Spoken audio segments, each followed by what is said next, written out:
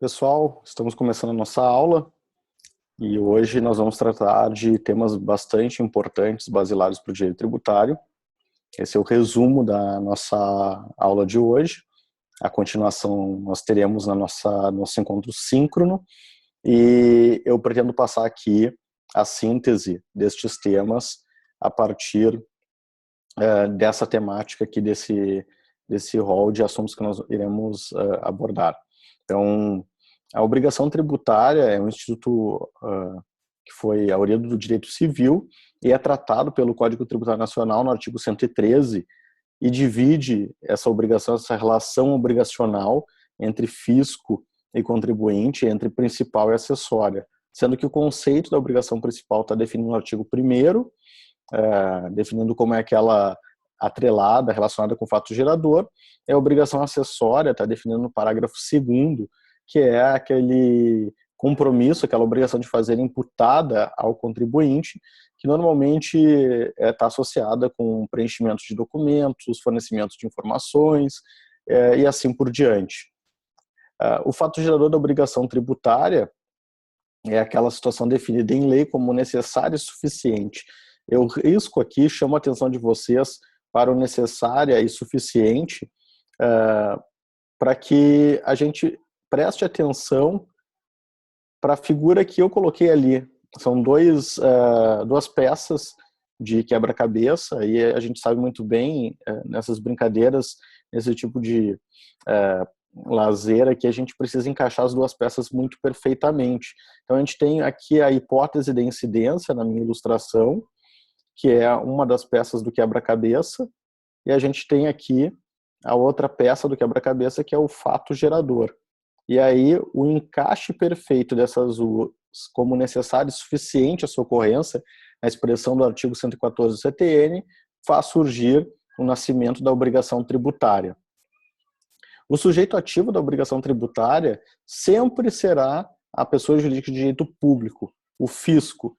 Ele não pode figurar outra pessoa que não seja o fisco na posição de sujeito ativo. É possível ainda se delegar a atividade de recolhimento, de arrecadação, mas a titularidade do crédito jamais. Então a gente vai ter que identificar dentre as competências tributárias aquele que é tributo da União, fisco federal será o sujeito ativo, no estado e município assim por diante. Na questão, no polo passivo da obrigação tributária, a gente tem a chamada sujeição passiva, que se desdobra em duas figuras.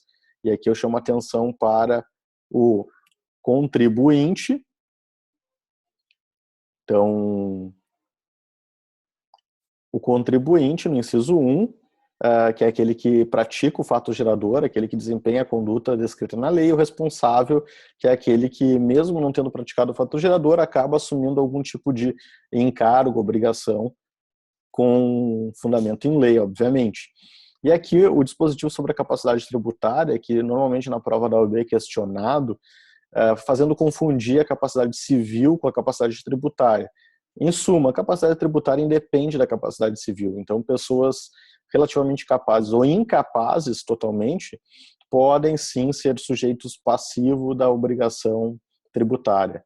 E aí a responsabilidade tributária, ela se desdobra em alguns dispositivos que eu vou abordar aqui com vocês. Nós temos lá o artigo 130, que fala sobre a sucessão.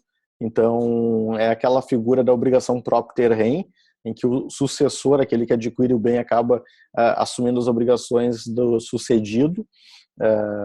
A gente tem a figura no 131, que é relativamente a mesma situação, seja o adquirente ou sucessor a título de causa mortis, ali a gente está falando do cônjuge meio e do espólio, pelos tributos devidos pelo de cujus.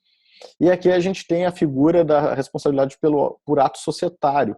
Significa dizer que da operação societária que resultar fusão, transformação e incorporação de uma pessoa em outra, os tributos devidos até aquela data pelas pessoas jurídicas que antecederam serão repassados para aquela pessoa jurídica que passar a responder, que for a sucessora que suceder aquele negócio, certo? O artigo 133 eu chamo bastante atenção, e esse dispositivo a gente vai tratar com mais profundidade na nossa aula síncrona, no nosso encontro presencial, porque ele trata da sucessão por fundo de comércio. Ou seja, não é vendida a pessoa jurídica, não é alienada a pessoa jurídica, não há uma fusão ou aquisição, mas sim aqui a venda do estabelecimento, da clientela, aqueles atributos do empresário. Então, o artigo 133 regula esse tipo de responsabilidade e ele tem algumas exceções no parágrafo 1º, no parágrafo 2º e no parágrafo 3º. A gente termina aqui a nossa aula, essa síntese da aula aqui, falando sobre o artigo 134, que trata da responsabilidade de uma outra pessoa, de um terceiro, por débito daquele que vier a não responder.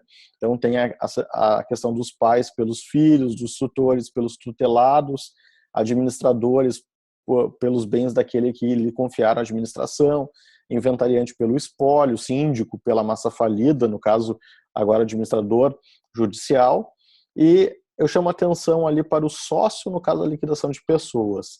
Para terminar a nossa aula de hoje, falando sobre o artigo 135. Esse aqui trata da responsabilidade da pessoa jurídica que pode vir a respingar, repassar para o sócio. Está previsto expressamente no artigo 135, parágrafo inciso 3. Então, é possível que os sócios respondam, desde que se verifique atos praticados com excesso de poder ou infração à lei, contrato social ou estatuto. Durante muito tempo o fisco sustentou que o inadimplemento seria infração à lei. E aí veio o Superior Tribunal de Justiça e editou o enunciado da súmula 430, dizendo que o inadimplemento da obrigação tributária não gera, por si só, a responsabilidade solidária do sócio-gerente. Por outro lado, a súmula 435 estabelece que, nos casos em que dissolvida irregularmente a empresa, o sócio pode vir a responder na forma do redirecionamento da execução fiscal. Então, essas duas súmulas precisam ser lidas, compreendidas com muita atenção. E esse é o assunto que a gente vai trabalhar na nossa aula, no nosso encontro síncrono. Então, agradeço a atenção aqui e até o nosso próximo